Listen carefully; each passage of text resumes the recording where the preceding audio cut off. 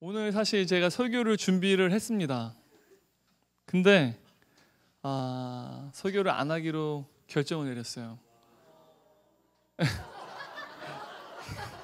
이거 어떻게 해야 돼? 그래요. 다음 주에도 여러분 이런 은혜가 있기를 원해요. 네.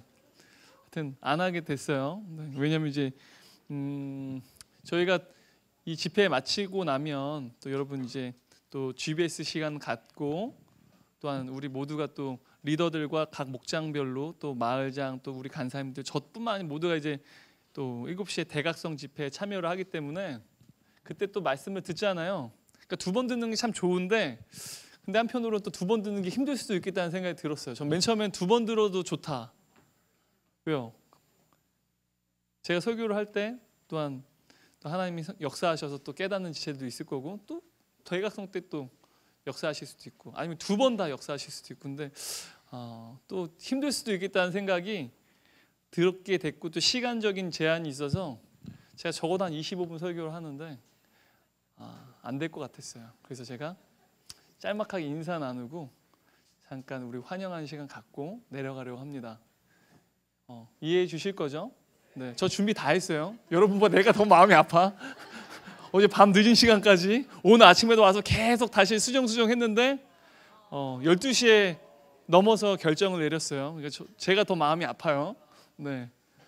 여러분 우리는 매일마다 미디어를 통해서 뭐 신문이나 뉴스를 통해서 또한 인터넷을 통해서 뉴스를 접합니다. 그죠? 오늘 여러분 어떤 뉴스를 접했어요? 그리고 그 뉴스를 접했을 때 여러분 반응은 어땠습니까?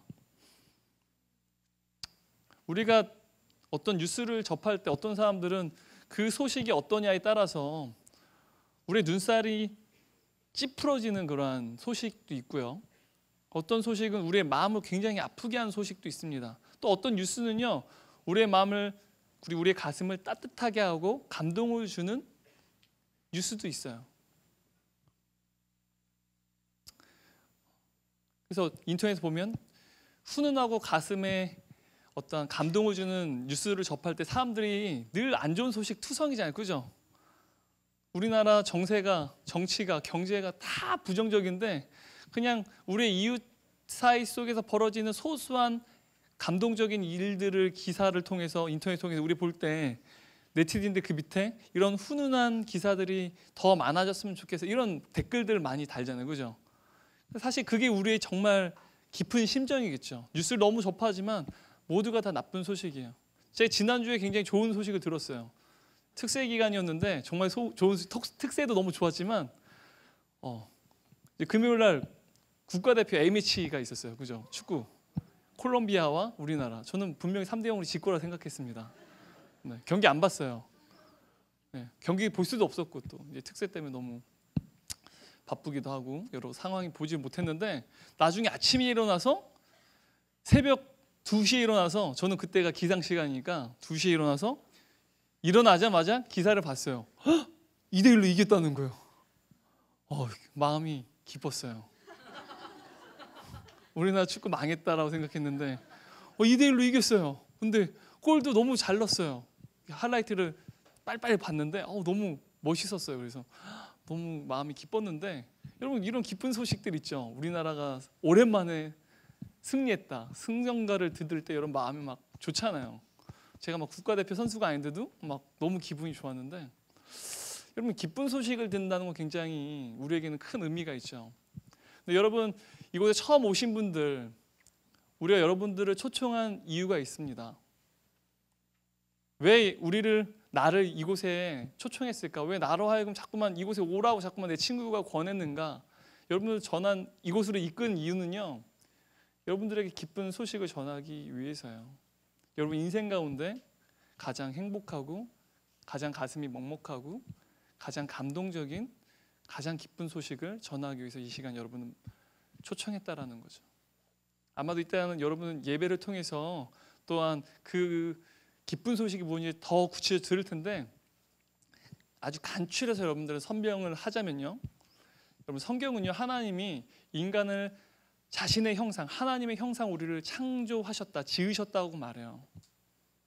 하나님은 우리를 하나님의 형상으로 지었다고 말합니다. 그래서 하나님은 우리를 향해서 나의 자녀들이라고 말해요. 하지만 인간은요, 안타깝게도 죄를 범했습니다. 이 죄 때문에 하나님과 관계가 단절되게 됐어요. 하지만 하나님은 우리를 향한 사랑 때문에 우리를 포기하지 않으셨어요. 하나님은 육신의 몸을 입고 이 땅에 오셔서 우리를 구원하시기 위해서 자신의 아들 독생자 예수 그리스도를 십자가에서 죽게끔 하시는 그 처참한 일들을 우리를 다시 얻기 위해서 계획하셨고 실제로 실행하셨다는 거죠. 그래서 하나님이신 그 예수 그리스도, 그분이 인간의 몸을 입고 이 땅에 오셨다는 겁니다. 그래서 우리처럼 연약하고 약하고 또한 굉장히 취약한 존재가 되셨고, 그 하나님이 우리를 위해서 자신의 생명을 주셨다는 게 사실 기독교의 복음의 핵심이에요. 모든 종교는요, 초월적인 신을 찾습니다. 모든 인간은요, 신을 믿지 않더라도 초월적인 무언가를 찾아요. 그리고 그 초월적인 존재가 내가 되려고 하거나 무언가를 찾는다라는 거죠. 근데 기독교는요, 초월적인 존재를 찾는 종교가 아닙니다. 무신론이나 다른 종교들과 다릅니다. 기독교는요, 오히려 하나님이신 그분이 인간의 모습으로 이 땅에 오셔서 친히 우리를 찾으신 종교예요. 하나님이 여러분을 찾아오셨어요. 하나님이 찾으신 종교가 바로 기독교라는 거죠. 다른 여타의 종교와는요, 너무나 다릅니다. 그분이 우리와 같은 인간의 몸으로 이 땅에 오셔서 친히 인간이 되셨고, 우리의 연약함과 모든 아픔들과 고난과 또한 우리의 어떠한 불가피하고 너무나도 취약한 이 모습들을 다 갖추셨고, 우리를 위해서 대신 생명을 주셨다라는 거죠. 그래서 그분이 십자가에 죽으셨고, 그로 하여금 우리가 이제는 하나님이 원래 창조하셨던 주님의 형상 우리를 지으셨을 때 우리를 하나님의 자녀라고 부르셨는데, 다시 예수 그리스도의 십자가의 죽으심 때문에, 그분의 생명 덕분에 우리는 다시 하나님의 자녀가 되는 회복이 일어나게 됐습니다. 이게 바로 오늘 여러분들이 예배를 통해 듣게 될 복음이에요. 바로 기쁜 소식이라는 거죠. 저는 오늘 여러분들이 이 예수님을 알게 되는 시간이 됐으면 좋겠습니다. 그리고 이 예수님에 대해서 만나고 인격적인 관계를 맺는 소중한 시간이 됐으면 좋겠어요. 성경은 이것을 기쁜 소식, 복음이라고 합니다. 오늘 여러분들이 이따 대각성 집회를 통해서, 예배를 통해서 듣게 될 바로 메시지가 바로 복음이라는 거죠. 이곳에 온 여러분들 진심으로 환영합니다. 정말 축복합니다. 그리고 여러분들을 통해서 하나님께서 얼마나 여러분을 사랑하시는지, 얼마만큼 여러분들을 사랑하셔서 여러분들에게 지금 이 시간 여러분 초청하셨는지를 깨닫는 기회가 됐으면 좋겠습니다. 기도하겠습니다. 하나님 감사합니다. 주님, 이 시간 주님의 마음, 주님의 사랑을 깨닫는 귀한 은혜가 있었으면 좋겠습니다.